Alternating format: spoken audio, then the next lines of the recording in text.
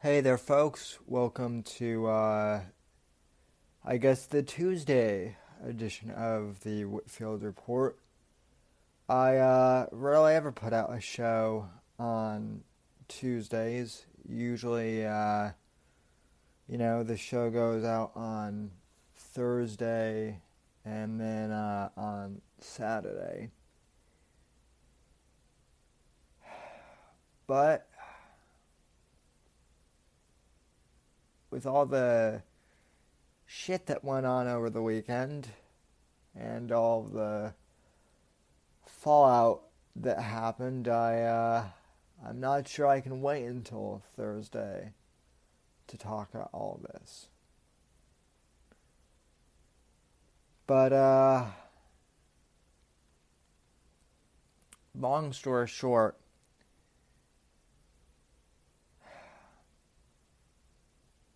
the politicians and the media are pissing me off, folks, on both sides. We're,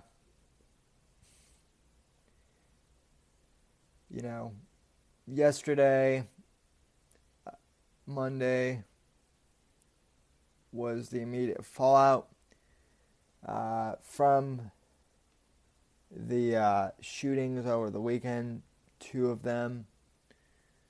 There was the shooting in El Paso on Saturday, which I covered on the show just hours afterwards, and I want to make some clarifications about that, which I'll get to in a sec. And then after the show, just a few hours after I got done with the live stream, there was another shooting in Dayton, Ohio. I have to admit, I haven't read much on the Dayton, Ohio one, but, it's equally as tragic. Now, in regards to, the podcast regarding the El Paso shooting. First of all, for those of you who don't know, although you should by now if you listen to this podcast regularly, the Saturday shows are almost always a live stream on YouTube. So I usually have people talking to me. Now, I never specifically said that I believe that it was a false flag. I never said that definitely. There were other people in the chat who were commenting that they thought it was a false flag. And I said that there was a possibility it could be a false flag. But we don't know for sure.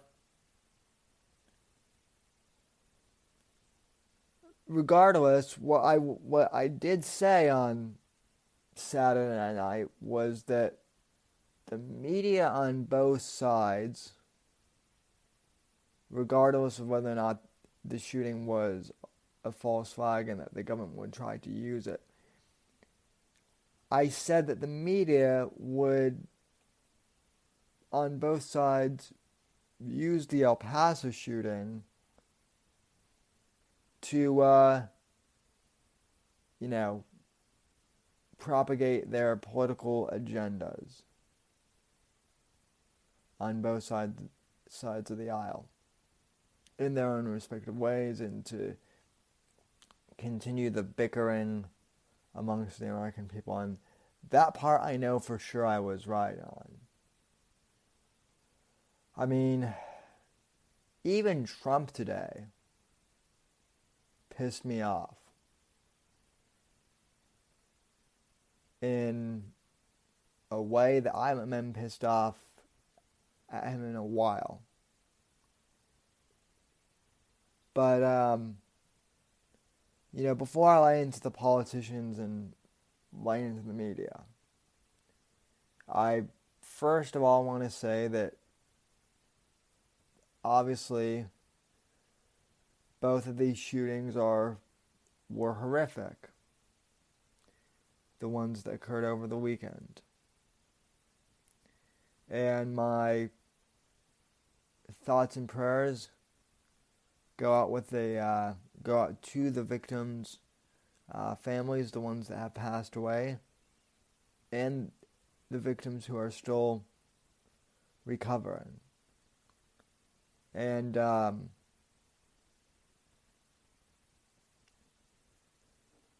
believe in God.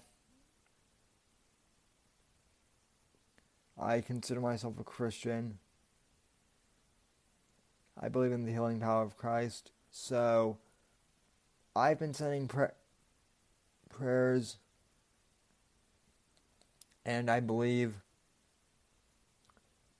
that those who are fighting for their lives, I just pray for their,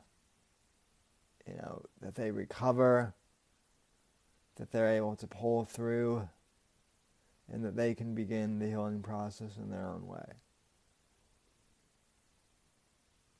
And for the families of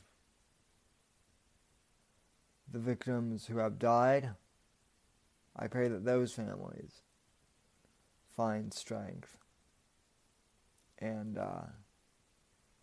the courage to move on and to live their lives and to be better people in their own lives. So I've been praying. If you pray, I would invite you to pray for the victims who are still in the hospital and pray for the families of the victims who are no longer with us.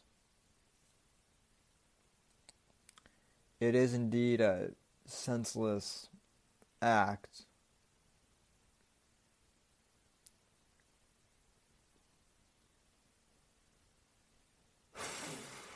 But, alas, we can't even go a full day now. It seems like without both sides immediately pointing fingers. This afternoon, I read a piece, an absolute garbage piece from the New York Times, saying that although Trump, condemned white supremacy, he still has quote-unquote white supremacists following him on Twitter, and he follows quote-unquote white supremacists. And they listed Katie Hopkins. I don't know if she's a white supremacist. I've heard some of her, talks. She's a British commentator, right-wing-ish. Doesn't strike me as a white supremacist. I've never heard her say anything that is reminiscent of like Richard Spencer or any of those ethno-freak states, or any of those ethno-state freaks, But, with the New York Times, anyone who is center-right is a white supremacist. Regardless of that point, the New York Times started bringing up all this crap, all these studies about white supremacy is at an all-time high, and they kept bringing up all these studies.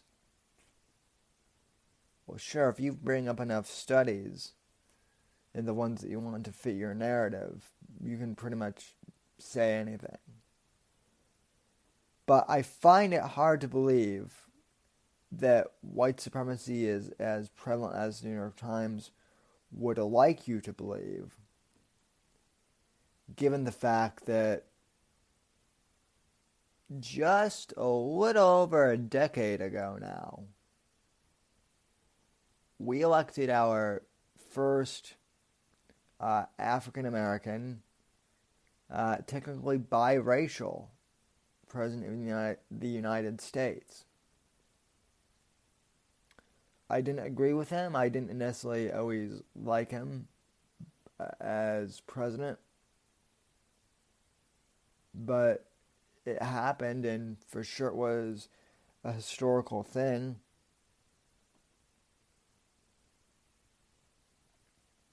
And in the end, that means something. So,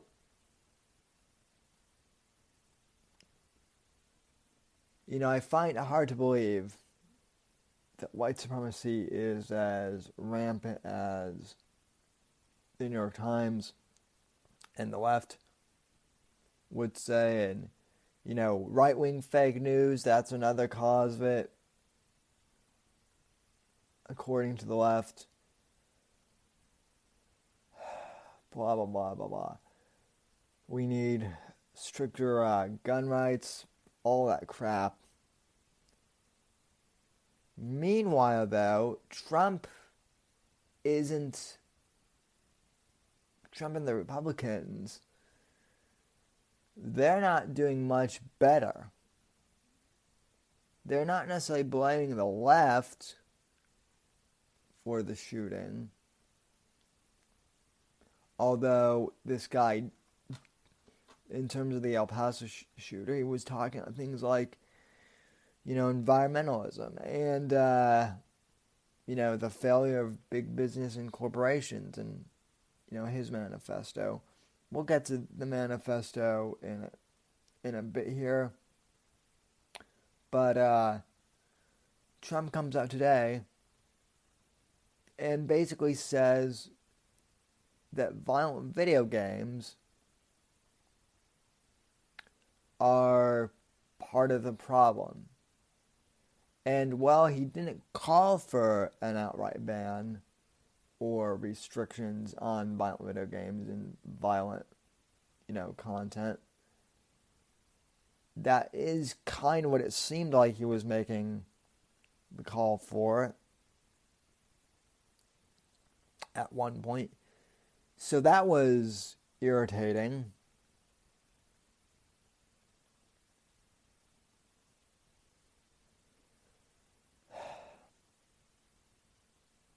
So both sides pissed me off on the political aisle. And then you have the political media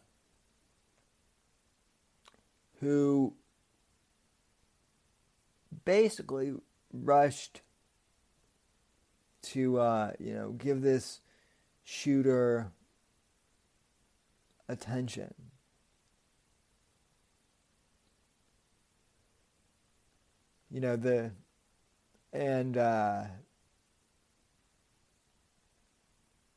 Give him his time in the spotlight.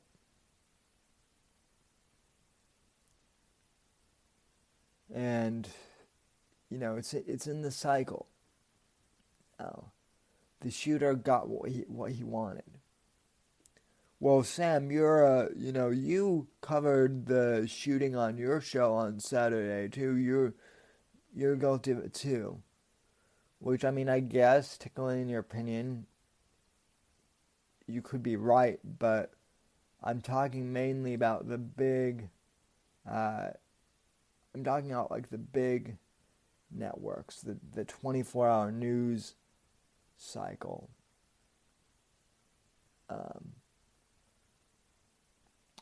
They have more of a reach than I do, than any independent podcaster does, and they love to pump out the mass hysteria because it means bigger ratings for them. Now, I'm not proposing that there be a media ban or a media blackout. I'm not saying that the media should stop reporting on this. But what I am saying is that, like or not, there is profit for the big networks in the mass hysteria, getting interviews with, crying victims, footage of people under tables and dead bodies and all that stuff. There is a financial aspect for the media.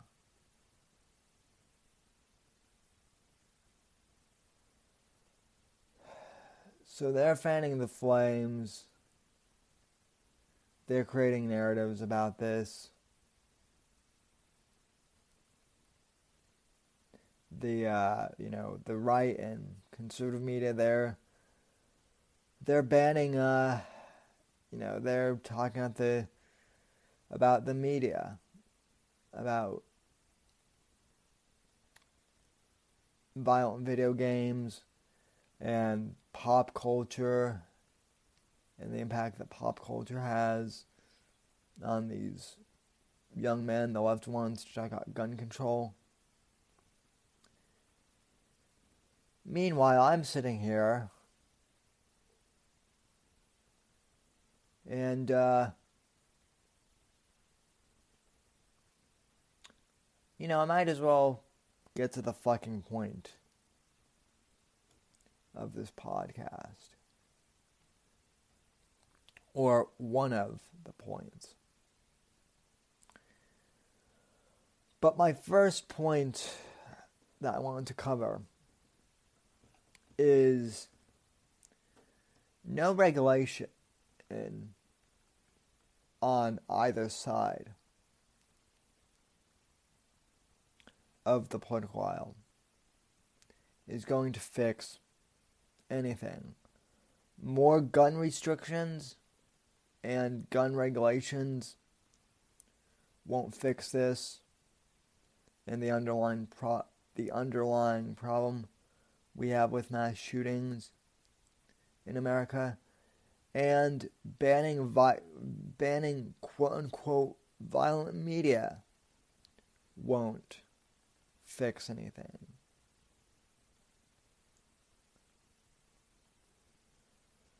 Conservatives like to say that, guns can't do harm on their own, that they're inanimate objects, and they're right. That's why I'm pro-Second Amendment.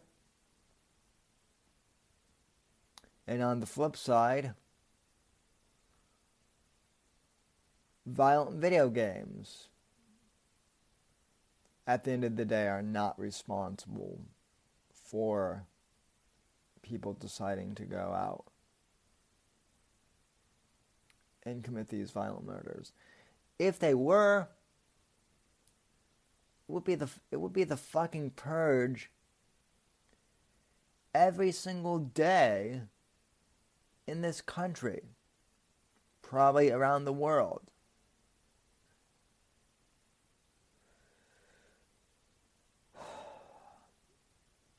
I mean, I played, Grand Theft Auto when I was in middle school. I had, friends who were playing Grand Theft Auto in elementary school. Probably at ages when they shouldn't have been playing Grand Theft Auto.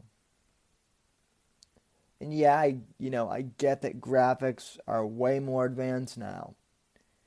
I get that. But the argument with violent video games has been the same for the last 20 years.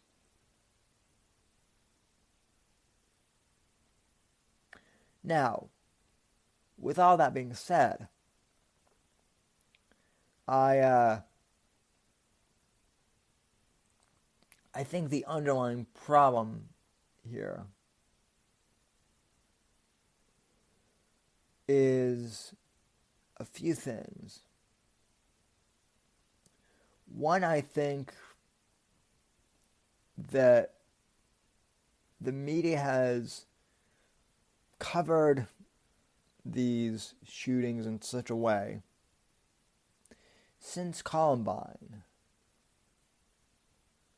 that disgruntled individuals like the kid who did El Paso and like the kid who did Dayton, the media covers these shootings in such a way that the next mass shooter or whoever, that may be, right? A disgruntled individual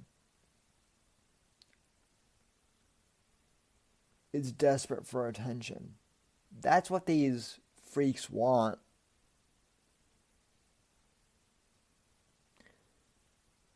They're most likely not motivated by white supremacy or by black supremacy or, fill in the blank. All of these mass shooters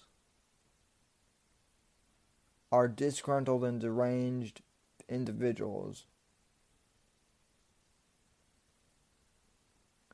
who are attention whores, and they don't care how they get the attention of people. So they go out and do the most horrific thing that you can do, which is to go out and shoot up a massive area. That's it. There's no motivation, most likely, other than they want attention. And that's what the manifestos are all about too. I read the manifesto on Saturday.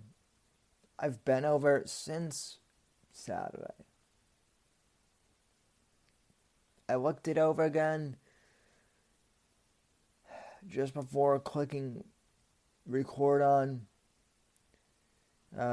this app that I'm using to record this podcast now. Like I said earlier, the El Paso shooter was, fucking all over the place with his rhetoric. Blaming Mexicans and the migrants, blaming baby boomers, blaming Republicans and conservatives, blaming Democrats. There's no rhyme or reason. Blaming big business, blaming automation, blaming technology. This guy single-handedly picked every talking point of a disgruntled individual from every political walk of life. In one sentence in one section of the manifesto, he sounds like an extremist right-wing wacko. The next, he sounds like a left-wing commie trying to, basically, bring down big business, man. And then he sounds like an anarchist in certain aspects. So that's my overall point is there's no rhyme or reason to any of these freaks in their manifestos. And that's the part of the media that pisses me off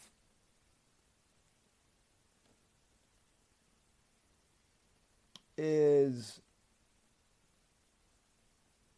when they say, for sure, oh, this was a white supremacy thing, or this was a conservative thing, or this was a left wing, or whatever. It was a deranged and crazy individual. Bottom line. And the worst part of it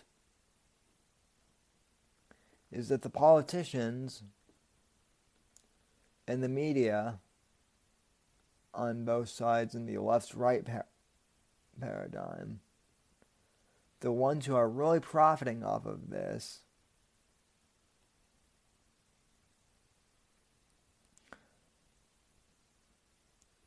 they either don't care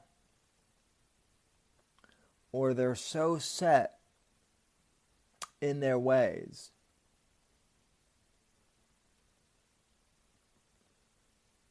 that they're so ideologically driven that they're not willing to break out and look at this objectively. Now, I consider myself a pretty, conservative-leaning individual, and I always have. I'm a conservative libertarian. I make no bones about that. I also make no bones about the fact that I monetize this show. This was the other thing that some people, Sam, you were playing ads. This is the other thing I can hear people saying. Sam, you're playing ads. You're profiting off of this too. Just by running ads on your show. Well, I'm not making $1 billion on this show. I'm not even making $100 per episode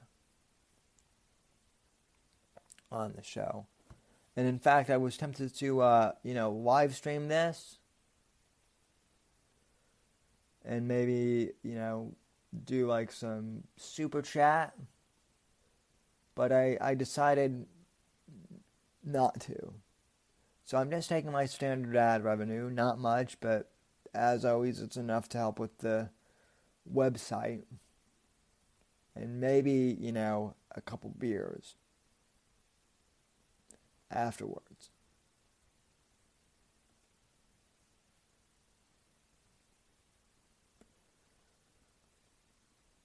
So, the politicians are pissing me off, and the media is pissing me off.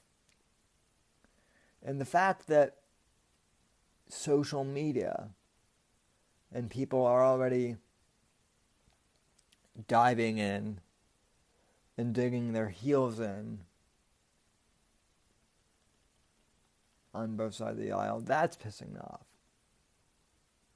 And the fact that some people were expecting me to dive in the middle of this, and people were already, some of my friends on Facebook were already messaging me, basically telling me what they thought I think about this situation. Like, oh, well, you're probably gonna go off on this, completely pro Second Amendment, bender, and that, and fuck you. You don't, care about dead kids. Like, these were, people who just assumed, and who were messaging me on Facebook. So we've just gotten so damn stir crazy Now, look, obviously, dead kids, dead civilians of any kind, that's horrific. I don't think restricting our gun rights, in fact, I don't just think, I know that restricting our gun rights isn't going to fix a thing. More restrictions on guns isn't going to fix anything. More regulations on the sales of video games isn't going to fix crap.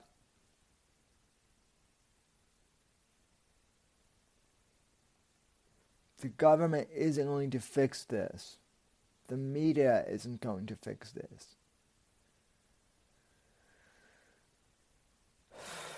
Big Pharma's not gonna fucking fix this either. Well, people are depressed.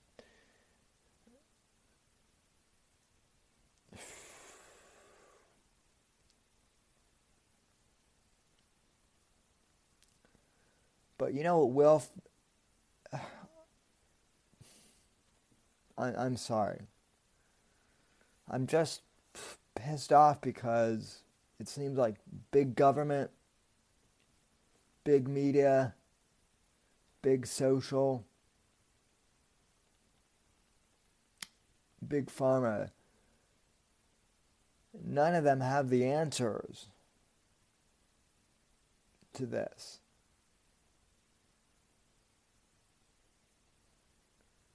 They all have their talking points. Well, this individual was, if you're a big pharma, this individual was probably depressed or had mental health issues. He needs a pill for this.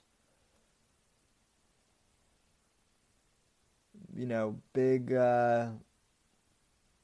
media on the left. Oh, we need to ban guns and restrict, right-wing websites because those are dangerous. Big, right-wing media and right-wing politicians. Oh, we need to ban violent video games and ban violent media. Fuck out of here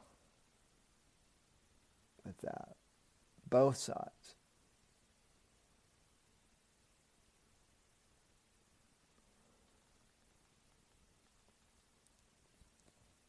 I get pissed off with all these, establishments.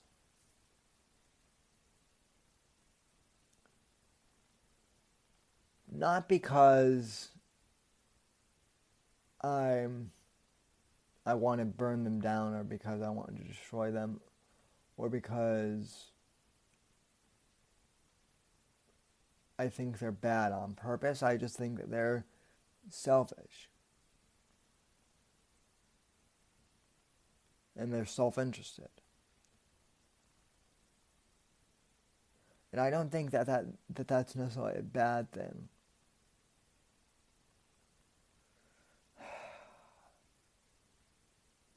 But everyone right now is saying that the world is going to shit. And in a way it is. But at the same time, I believe in the power of humanity and in the power of human goodness. I know that sounds cliche. I know I might sound like a fucking hippie to some of you. But folks, in all seriousness, I have not lived an easy life. No one ever does. Completely. Everyone goes through hardships, even those who seem like they're well off and well to do. Everyone encounters hardships. I've had a disability in my life. I've been wheelchair bound for most of my life. I couldn't play sports when I was a kid, or very many, and it wasn't my thing. I couldn't run around with everyone else. Guess what? I was a gamer when I was a kid. It gave me an outlet to play games with my friends and to bond over that. I got into comic books. Now, back when I was a kid, too, gaming with your friends did not mean gaming with like a headset over Wi-Fi on like a webcam and a gaming computer, or on a, well, I mean, I guess, you didn't game over the internet.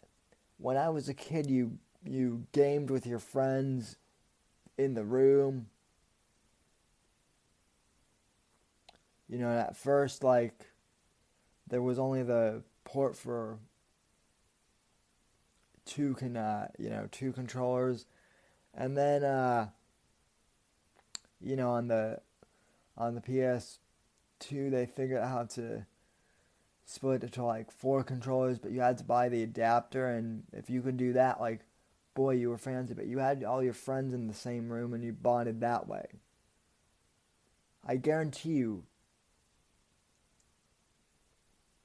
none of my friends who I played video games with,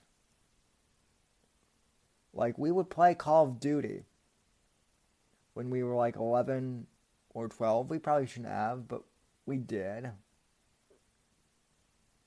None of us were like, hey, this would be fucking fun to do in real life. We weren't desensitized to any violence.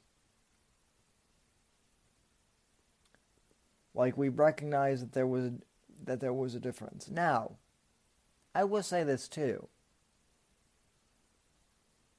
Can video games desensitize kids to some of this shit in the real world? Yeah. It can over time. That's why, as like a parent, if you are a parent, you should like probably explain to your kids a couple of times that the game is fiction, and it's a simulation and it's not real life. And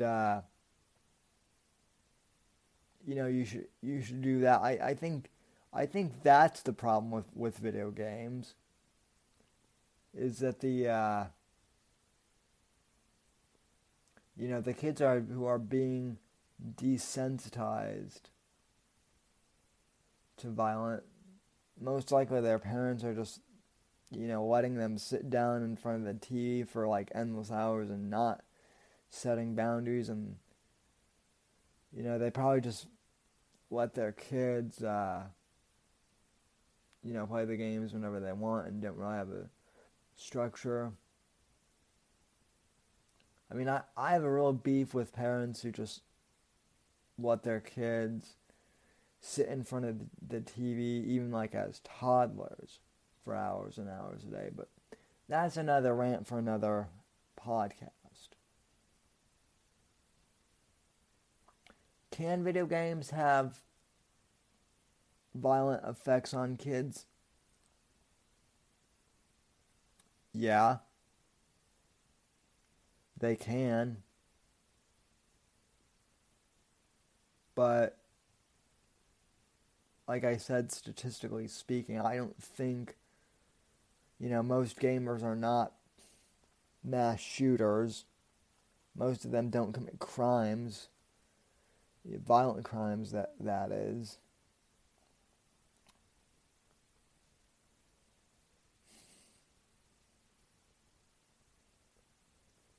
By the same token, I think that kids also ought to learn responsible gun safety. I think that kids should learn how to fire rifles. I think that the Boy Scouts, was a really good thing. I think kids should get outdoors and have respect for firearms. I don't think that we should make firearms a fucking taboo in this society either. And I know I'm cursing a lot this episode. That's why there's always an explicit tag on this podcast, and I'm sorry. I'm just doing this raw. Kind of, doing this podcast as I go.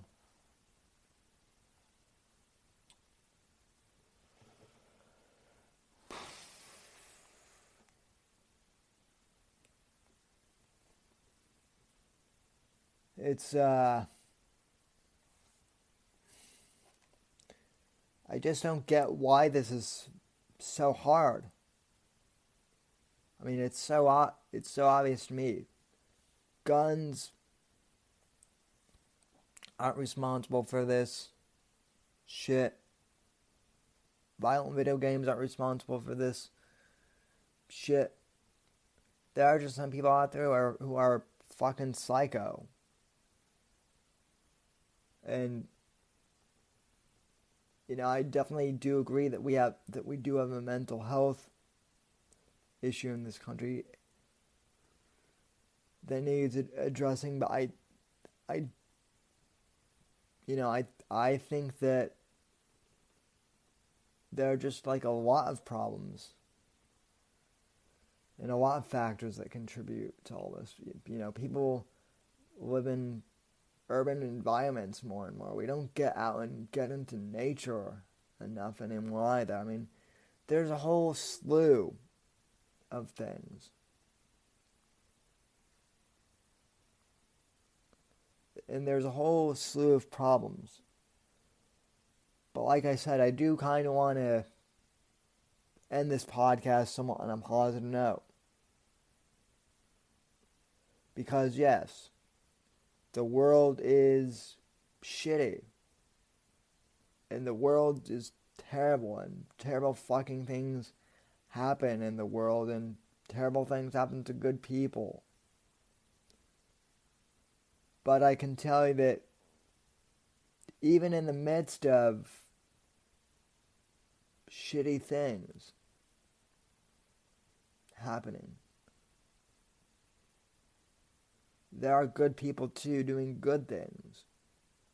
And there's goodness in the world.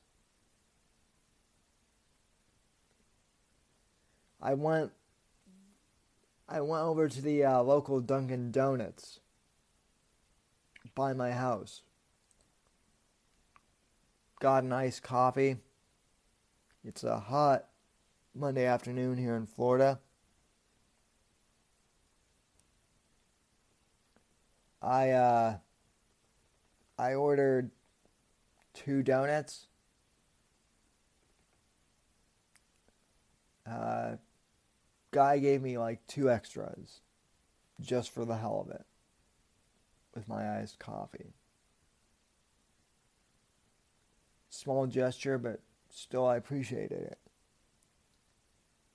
He appreciated me, asking how his day was going. Just simple stuff like that.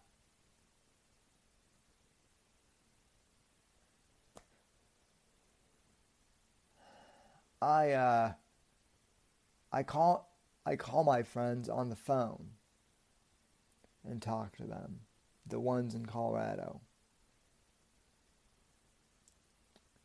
I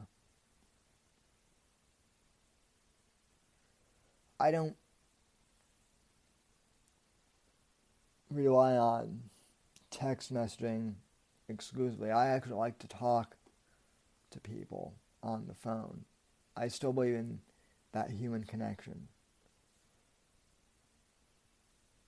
I believe in still being decent to people. I'm not always perfect at that. I'm human like everyone else. I'm flawed. I'm flawed. The world is flawed. The world is fucked up. But the world is also not as fucked up as everyone thinks it is. Which I know, seems like an oxymoron, what I said, because it is fucked up, but it's not as fucked up as people think. Finally, and for those of you who can see the individual cover art for this episode, you guys will know what I'm talking about. If you can't see it, go to my website and you'll see this by the time the podcast is up. But Monday evening, as I was, I had been out and about, and I was back in the neighborhood, rolling around, it had cooled off in the evening, and the sun was starting to set, and it was cloudy out tonight, or on Monday night, and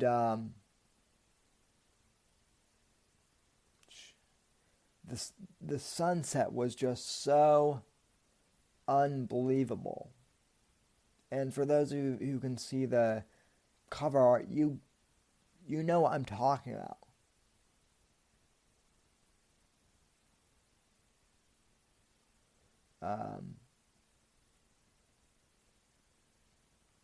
And it was gorgeous. One of the best sunsets I've ever seen. And I thought to myself, geez, in spite of all this misery in the world, and in spite of all this depression and all the shitty fucking news, and all the debate and all the anger and everything,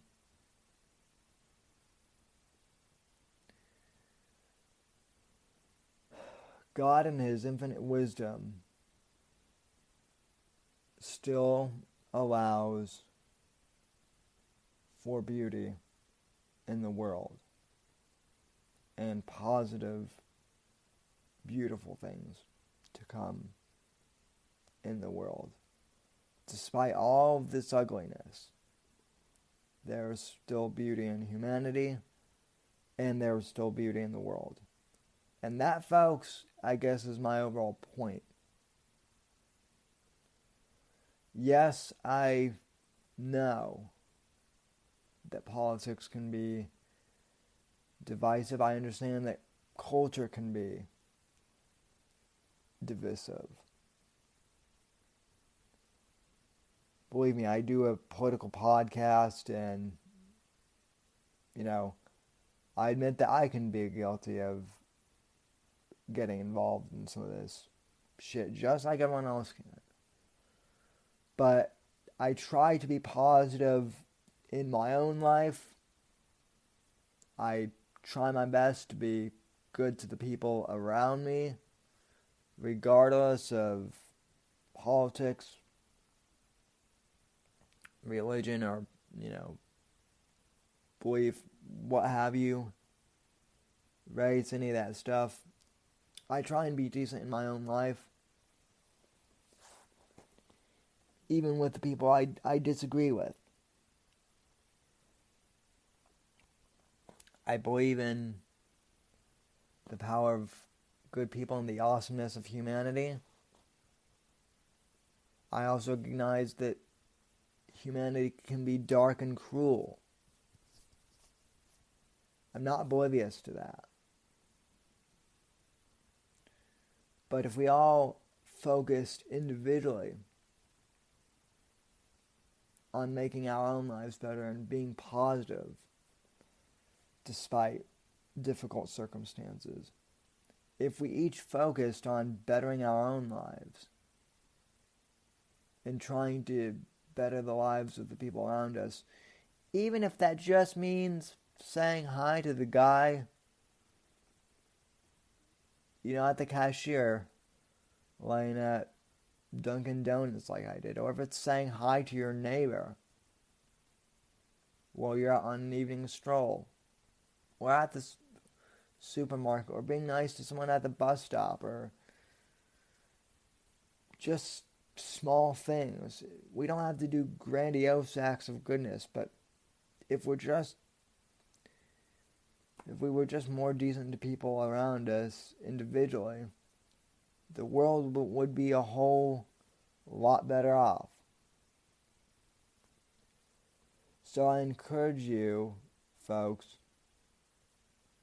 to just take stock of what you have, the bad, but also the good, and focus more on the good.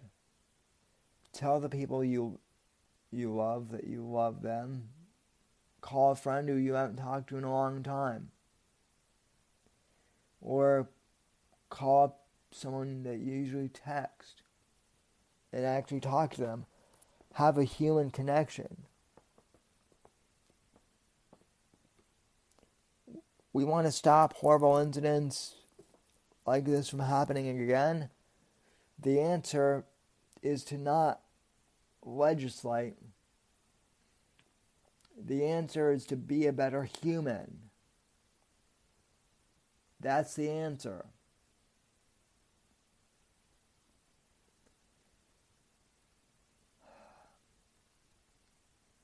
Folks, I'll be back on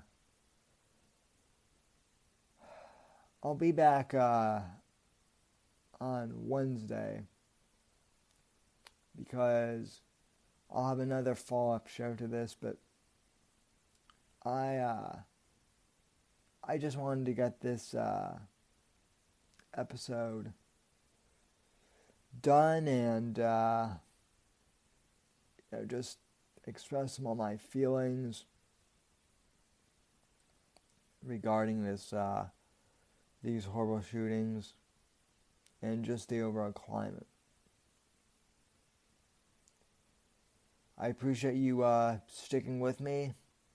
If you've listened this far into the podcast, I always appreciate the audience being so supportive. And I just want to say thank you for listening. From all of us here at NGC Studios, good day or good evening wherever you are in the past, present, future hour. God bless. God save this great nation. And I especially mean that today. And God, freedom, legacy in that order. And I'll see you on the next episode of the Whitfield Report. Thank you for listening. God bless.